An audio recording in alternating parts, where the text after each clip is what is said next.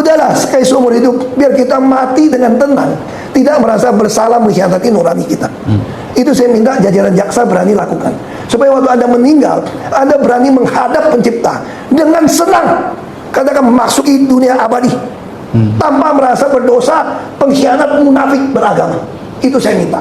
Lakukan, berdiri untuk kebenaran, berdiri untuk keadilan, berdiri untuk kejujuran, berdiri untuk kemanusiaan. Itu tuntutan seorang jaksa.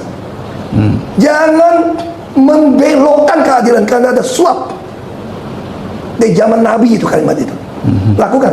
Itu harapan saya. Tapi yang dimaksud adalah RON 90 bahkan 88 dicampur dengan 92.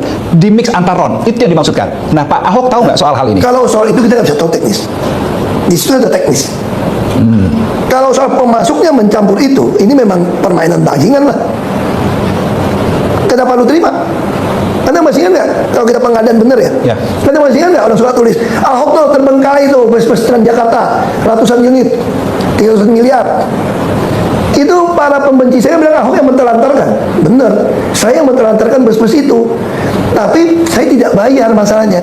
Jadi waktu udah masukin mobil itu ke Jakarta, gue lihat speknya nggak sesuai, gue tolak. Tolak dulu gimana dong? Bus gue gitu banyak udah datang. Emang gue pikirin kita perlu mau curangin gue? Nah harusnya kalau Pertamina beli minyak, Anda punya insinyur bisa ngetes dong. Masa minyak masuk kapal mesti komut yang tunggu di Tanjung Priok ngetesnya? Oke. Kalau itu ya semua dipecat aja. Gue suka ngomong kok. Makanya kalau saya senang kalau jaksa mau panggil, saya punya rekaman suara rapat semua.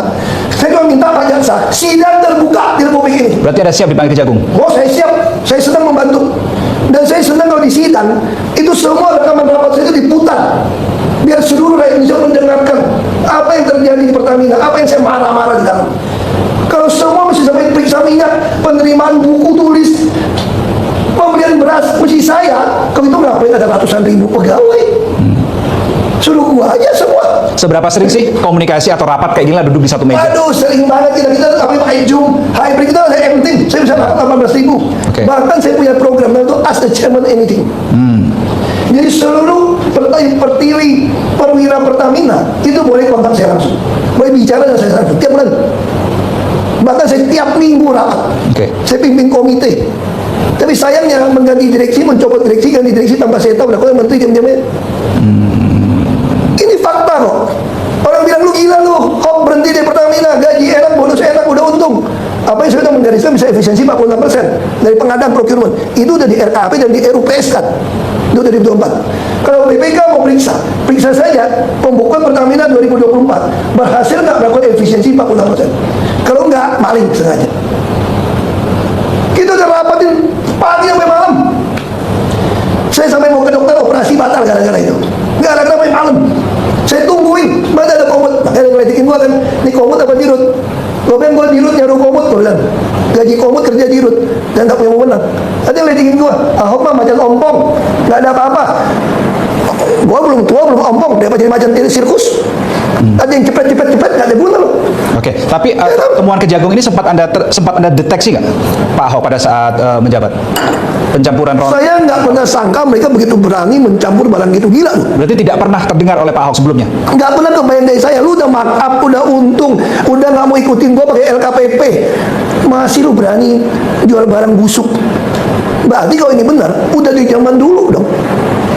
Dan lebih gila lagi, berarti oknum terima, oknum di SDM, mungkin oknum di SKK Migas, oknum BPK, semua yang terlibat.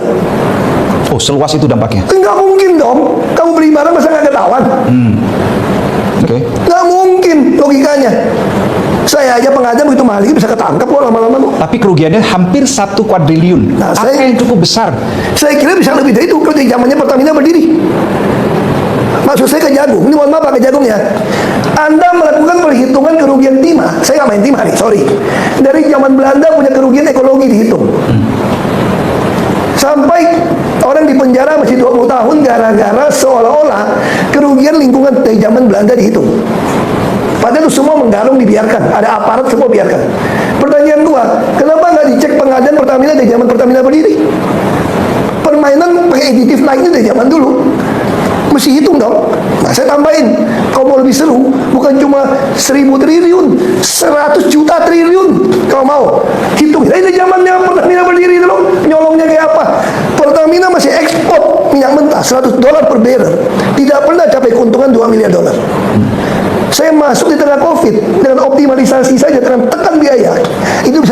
3,2 miliar dolar. Terakhir saya tinggalkan dapat 4,77 miliar dolar. Artinya apa? Boros banget ini. Bahkan target saya kalau mereka melakukan efisiensi 46% di 2024, waktu saya tinggalkan, harusnya Pertamina dari pengadaannya bisa untung 45 miliar dolar. Lu kalau 10 miliar dolar, lu efisiensi 46, lu langsung dapat 4,6 miliar dolar dong. Nah, tolong penyidik BPK cek Pertamina. Ramai-ramai cek laporan Pertamina, keuntungan 2024 itu berapa? Dan dicek procurement pengadaannya selama 2024 itu berapa miliar dolar. Karena di dalam RKAP dan RUPS yang sudah tanda tangan oleh menteri semua, itu harus hemat 46%. Gitu loh jadi penyidik. Oke teman-teman, kembali lagi bersama dengan saya di channel ini. Salam NKRI harga mati. Teman-teman, dalam sebuah cuplikan video yang barusan kita saksikan tadi, tentu ini sesuatu yang sangat menarik ya. Kita melihat apa yang disampaikan oleh Pak Ahok ini, ya ini ada benarnya juga. Nah teman-teman, mari kita langsung saja melihat seperti apa komentar para netizen dan para teman-teman kita yang menanggapi cuplikan video barusan tadi. Nah, teman-teman, ada yang mengatakan di sini bahwa angkat Ahok jadi direktur utama Pertamina kalau benar Pak Prabowo benar-benar ingin ya membawa kesejahteraan bagi rakyat Indonesia dan bukan untuk pencitraan saja. Nah, dalam hal ini, teman-teman, masyarakat Indonesia ya diantaranya ada yang memberikan saran atau membuka suara kepada pihak Presiden Republik Indonesia yang saat ini, ya di mana mereka ingin dan meminta agar ya Ahok dijadikan sebagai pejabat di negara kita ini, bisa di direktur utama Pertamina atau bisa di kementerian atau di KPK dan segala macam. Jadi supaya ya para koruptor ini, para korupsi ini ya mereka bisa ketar-ketir atau seperti keringat dingin melihat ketika nanti Ahok ini bisa berada di sesuatu tempat atau di posisi jabatan tertinggi. Lalu kita lihat teman-teman bahwa Menteri ya BUMN ya harus segera dipanggil oleh Jaksa Agung. Ya kenapa? Ya teman-teman, ada yang mencurigakan kepada mereka Menteri BUMN ini ya seharusnya diperiksa oleh Jaksa Agung atau diperiksa oleh KPK. Atasan Menteri BUMN ini harus dipanggil oleh Kejaksaan Agung secepatnya. Ya karena ini mafia pejabat yang sangat luar biasa sekali. Erick Thohir harusnya ditangkap juga ya di ini karena dia juga salah satunya pemimpin BUMN ya. So pasti Menteri BUMN tidak dipanggil karena takut Kejaksaan Agungnya.